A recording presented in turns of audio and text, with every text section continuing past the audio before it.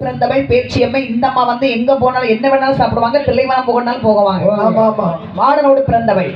அப்போ 21 மாடனை பிரவேசித்து சிவபெருமான் சொன்னார், சுடலை உனக்கு தம்பியாக அங்க பாத்தியா எத்தனை பேர் இருக்கிறாங்க, நீங்க மொத்தம் 21 பேரு.